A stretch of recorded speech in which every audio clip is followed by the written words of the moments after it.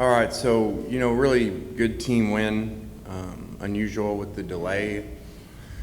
So I was really proud of, we had a long time to sit in there of, to really talk to our players about finishing people off and, because these guys had rallied and had made a close game. So I was very pleased that we finished on offense and defense. We stopped them there, got the pick to shut down the series, and then, didn't give them the ball back again by making the 2 first downs to end the game. So, we talked about that during the delay, that very likely could happen. We obviously got to stop them on defense, and we'll probably need, eventually 2 first downs to end the game. So that was good. We've not been great at that, really, our 2.5 years here. So that was really good to see.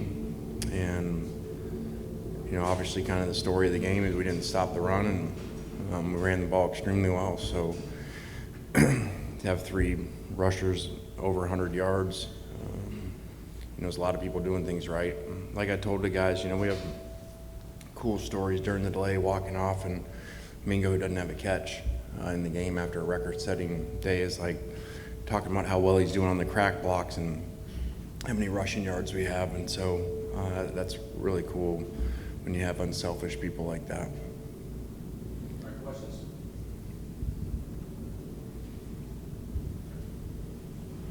Lane, now, just based on kind of eye test, what was kind of your level of concern about defense coming out of this one? Auburn scoring 34, I believe that's 14 more than their average. Yeah, obviously that was not up to our standards, no matter who's in there. Unfortunately, our best player tried to go. Arguably our best player from an impact standpoint in Cedric, and wasn't able to play at all. Not making any excuses, but so guys got to step up like we tell them. This is the middle of the season. You're going to have injuries, and obviously we did not tackle well again this week, and a ton of explosive runs. So, I guess, like I said, they announced, we got lightning within 8 miles of here. And I said, well, we ain't got any run defense within 8 miles of here, so. I was like, maybe we'll have 30 minutes to go figure it out. Could you kind of take us through the decision to go for the onside kick in the third quarter? What did you see, and then how big of a play did that end up being, because you guys capitalized on it and scored? Yeah, huge play for the players to make the play. Something on film, and Coach Biaggi had done a great job finding it, and we'd practiced it all week. And, just had said if we were struggling in the game, and it was going back and forth, even though that wasn't maybe what people anticipated in the game, high scoring type of game, that, let's do it. And I think we'd just run an 11-play drive. And so think about that, when you get it, now they're back on the field again. And so I think they ended up playing 20 straight snaps of defense. So I'm really glad the players made it, and obviously impact the game a lot. But again, they don't work all the time if the players don't make the plays. You outgained Auburn 225-23 in that first quarter. Just what did you see differently defensively in that first quarter, and how did it kind of unravel the rest of the way? It was really 2 things. It was really third down plays, where their quarterback would either scramble and make a play or make a big throw to keep drives alive. I think we had a 3rd and 15 and then a 3rd and 9 on the same drive. And then the inability to make tackles in the run game. Kind of felt like during the game, like ours was harder. Like we had to work our way down the field a lot more, and their runs were breaking, and we'd have a guy there and he'd miss the tackle. So, that's a major issue. It's not the first time it showed up. So, again, we have issues on our team. They change every week, and we're 7-0, which is great, but we've got to fix these things, because I keep saying it's going to get harder. I know you've coached in shootouts before, but can you recall ever coaching in a game with 748 rushing yards or whatever this was? I'm sure we've had them here. Our first year, it felt like every game was like that. So I did have that feeling again, kind of like the South Carolina one here. But I just kept saying, hey, we got to score and keep the lead. And keep playing until we make a play on defense, which we did.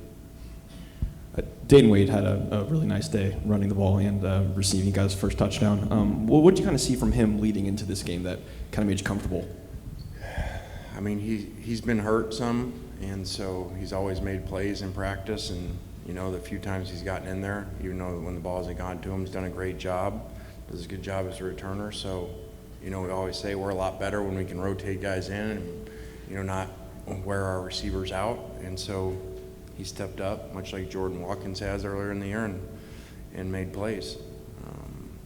So Jalen Robinson was out again, and so guys stepped up. Obviously, Dart as a run threat was heavy in the game plan today. Just what have you seen in the confidence-wise of him being able to kind of take that part of his game and elevate it? Yeah, really good job by him, and he actually wasn't 100% coming into the game, so he really toughed through some things and, ran really well. And again, tight ends and receivers, perimeter blocked really well, in a lot of those crack and different types of schemes that got the ball on the perimeter, because I just felt those guys have always played well in between the tackles, and we need to get the ball on the edge and get around them. Kind of going off next question, when was the last time you were part of an offense that had 3 100-yard rushers? Can you recall? I don't remember that. I know we have, but I'm not really sure when that was. But that's an accumulation of a lot of guys doing things right. Obviously, offensive line, but the tight ends and receivers, and how they blocked, and running backs, how they finished the runs too. You didn't see guys running out of bounds, getting extra yards. And I think Georgia Tech, we're up near 69 carries, so that doesn't happen very often, especially in an SEC game. So you got to do whatever it takes to get to 1-0, and that was running the ball today. I know a lot of people connect your name with the passing game and all of that kind of thing, yet your teams have always been able to run the ball. Is that on a day like today when maybe the pass wasn't as available, being able to run like that, is that something that you're really proud of in terms of your reputation and that kind of thing? I mean, I don't care about the reputation. I just like it better as a feeling, and so we've had this conversation often. I don't know why it's always that way about where, I'm associated with throwing the ball, but, that was awesome to see today. And, the other way is fun, but, this is more demoralizing, to a team when you're able to, continue to run the ball like that. And you saw a lot of guys go down for them, and, we're able to wear them down, and right before the lightning delay Q's run, finally broke. So it was good. Were you going for a handstand after the onside kick, or was that just kind of spontaneous, what you did there with the celebration? I don't know. I was trying not to be up there and pay attention, because I always think the other coach is going to look and if he's talking to special teams, maybe they're doing something. So I was actually pretending I was talking to the defense down there about the next series. I probably overthink things. So I kind of didn't. I actually watched the screen, so I wasn't watching the kick.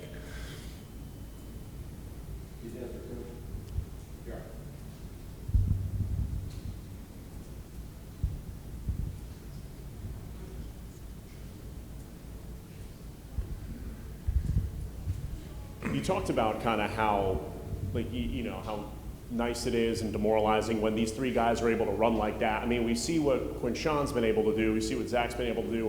One time we were talking to Jackson when he talked about running, and he said, I'm a football player first, and then a quarterback, and then those three guys were just under 400 yards. How can you kind of assess those three guys' toughness in this offense, and what does that kind of combination and culmination mean to it? Yeah, I think you have a combination of really tough kids.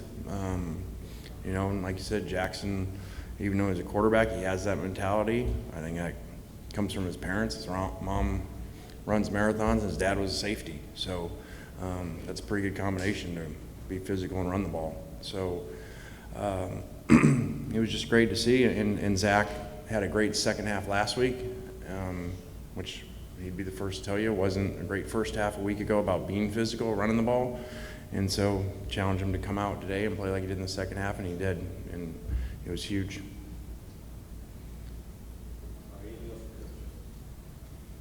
All right, guys, thanks.